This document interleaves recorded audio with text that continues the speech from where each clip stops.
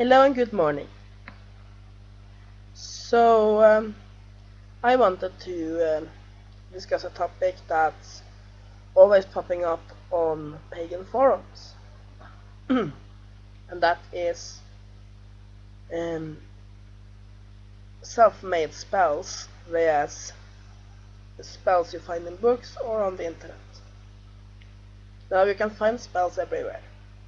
You can buy them in spell books, and I must admit that I'm a bit of a junkie for such books. I love those little compilations, whatever they are, spell books based on a specific system, or they are old reprinted grimoires. Excuse me.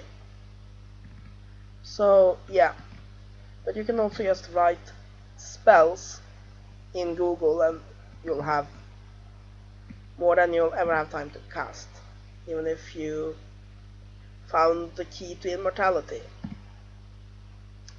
So yeah, now some people say that you should only use spells that you've written yourself. Others says that it's important that the spell is made by someone who knows how to do it, or even that the spell should be old and traditional for it to work. I think there's a middle path here. Personally, I use both self-written spells and spells I find in books or on the internet.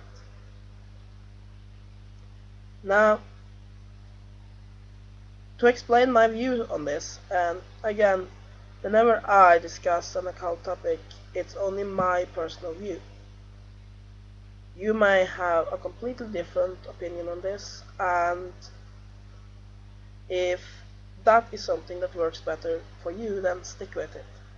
I'm in no way an expert or have any claim to have a system that's better than yours. But I can speak about what works for me and what I think about it. Now, the way I look at spells, it's a way to increase power. Now, a spell is a way to direct energy and get whatever or not you are using, the energy model, and it's actually directing energy, or if you are trying to communicate with gods or spirits, or in other ways, get your will directed at the thing you are trying to affect. Let's say we are doing a spell to lose weight. Now I can sit and just focus on it and do the magic just in me, drawing on energy, like using a system like Reiki, just drawing energy in and directing that energy with my mind towards the goal. Or if I'm working with the spirit model right then, I can sit and I can focus on my connection with the spirits and the gods and ask them for help and losing weight. And that can be a very effective technique. However, there is a limit to how much the mind can focus and how long. So, for me, it's often more effective to then do this directing in a spell. So I might light a candle and I might write my current weight at the top of the candle, and then heart goes all the way down the candle, and then my desired end weight at the bottom of the candle. Now, in this spell, I would then every day, for as many lines I have on that candle, I would light it. And I would say a few words like that in this time and in this hour, I dedicate my energies and my spirit to help my physical body lose excess weight. Just to draw some words out of nowhere here. And just burn that candle until that line has reached, and then put it out and repeat the process until I'm at the line that indicates my ideal weight. Then I would wrap that in some silk and keep it under my pillow, and then only burn it once that weight has been reached. Now, the way this works is that if you stay in the energy model, because it's the one that I use the most, I'm doing the same thing as when I just draw energy into myself, but I'm using the spell as an outside tool to direct that energy. Also by using symbolism like those goalposts on the candle, I add that symbolism's energy to the energy I myself draw in. If I also matched up the candle's color, like black is a good color for reduction, so if I have a black candle, then I'll add that color's energy to it as well. Now, if I ask for the help of spirits or gods, and you should always ask for their help and thank them afterwards if you do, then I'll add that energy. If I do it when the moon is on its way towards dark, then I will add that energy as well, and so on and so forth. Each layer of correspondences and symbolism I add to that ritual, I add that element's energy in addition to my own, and it also helps pinpoint the way I want to direct it. Now, the way I'm going about this long explanation of this is that when you make a ritual tool yourself, you infuse your own energy into it, and that energy will help you in magic. And it's the same way with a spell. If you sit down, you research the correspondences, and you make this spell yourself, excuse me, then you infuse that spell with your energy. Because every time you do things, you fill it with your own energy, especially spiritual things. So that energy stored in the spell from you creating it will also be added to your ritual when you do it, making it somewhat stronger. And also another thing that's a boon with making a ritual or a spell yourself is that you can make it so that it fits precisely your needs. You don't have to find a spell that's sort of what you need, and then you just go with it. You can pinpoint the words, the symbolism, and adjust it exactly as you want it. Now, that's the boon of making a spell yourself. Now, so I do that quite a bit, but it's also quite often that I find spells in books or the internet and I think, this is a good spell, I want to try this. And I think that as long as a spell speaks to you, then it will work for you. Basically, under it all, the magic is in the practitioner. If you believe in it and it has meaning for you, you can swing a sock over your head and chant bonga bonga boo, and it'll be an effective spell for you. Spells have two main purposes.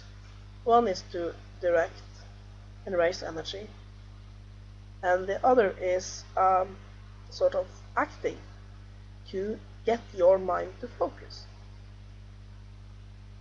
And here's where premade spells often come in.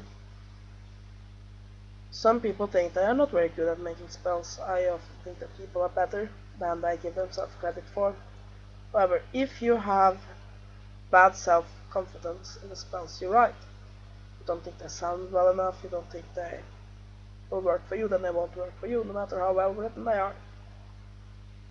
If, however, you find a pre-made spell that you think is really good, that will help put your mind in the proper mindset for magic. Excuse me again, I'm still fighting off a cold. Yeah, so to explain this,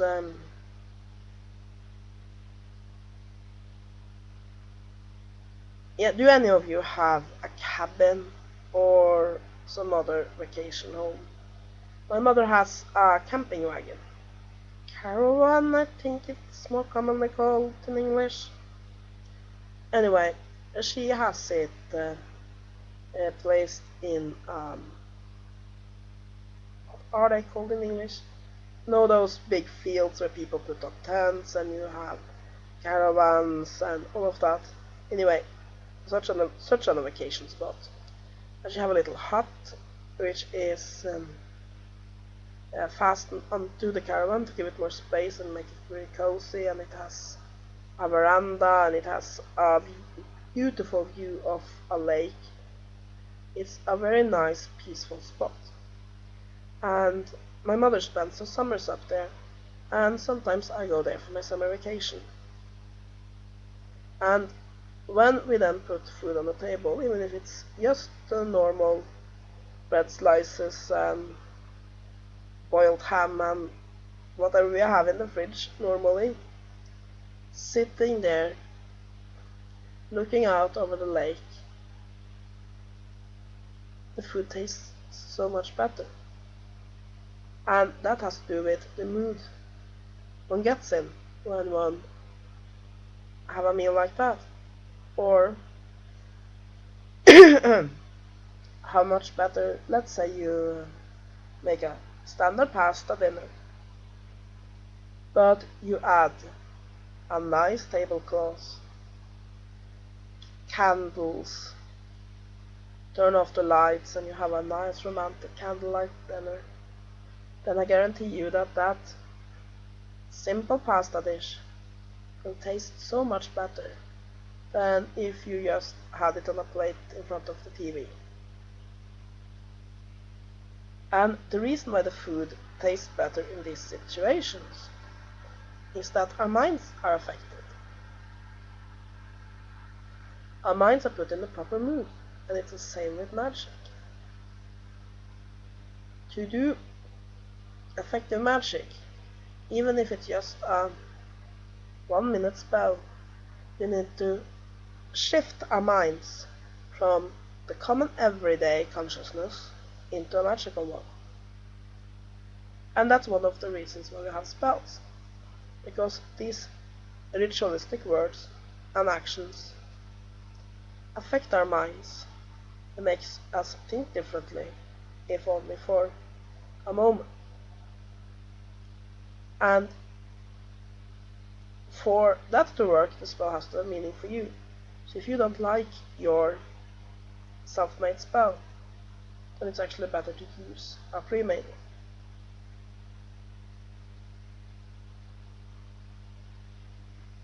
That is also the reason why, even if I do make my own spells quite often, I use pre-made spells too, because sometimes I'm thinking, that spell, it's beautiful.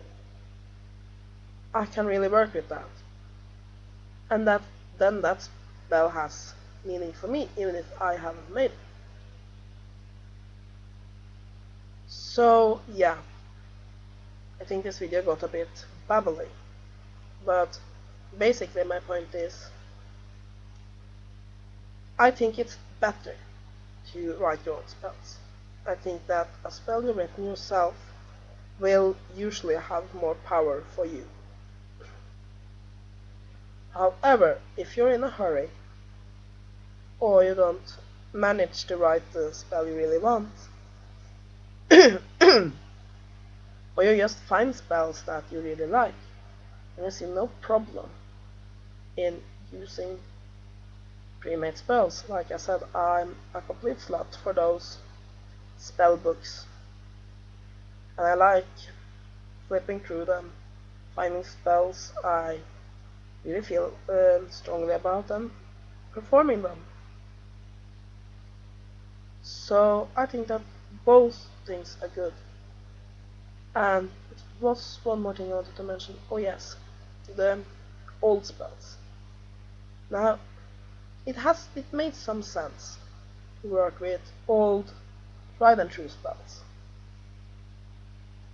This is because rituals that has been practiced for many years by many people, they get energy put into them. It is the same as with symbols like the horseshoe. I don't know if it's common in other nations, but at least in Norway, in earlier time you could hardly find a house that didn't have a horseshoe nailed over the door. This was supposed to bring good luck. Had to be put up like this though, so that the bow of the horseshoe was down. If you hung it upside down, then they said a good fortune would fall out. But yeah. Now, that symbol has gotten so much power by the ideas around it. By how many people have believed in this, and done this. The simple ritual of nailing a horseshoe over your door for good luck, that it's gotten power on in its own. The same with many old spells. They've been practiced so many times that they are powerful in and of themselves. So that will, as I said in the beginning of the video, add to that stack of energy that you build up by adding various items and actions of power to your ritual. However, a spell doesn't need to be old to be effective. Remember, you make it effective. And that is basically what my entire video boils down to. It can add or subtract energy, what sort of spells you use. But the bottom line is, the magic is in you. And the main thing that gives a spell power or not is you. If you like to use pre-made spells, and that is powerful for you, then that's the best thing for you. If you like to use your own written spells, that's the most powerful thing for you. If you don't like to use spells and just like to focus your energy without any tools, that's the most powerful thing for you. The magic is in you. The rest are just tools. And then I think it's time to stop my rambling for today. Until next time, have a great day, and blessed be.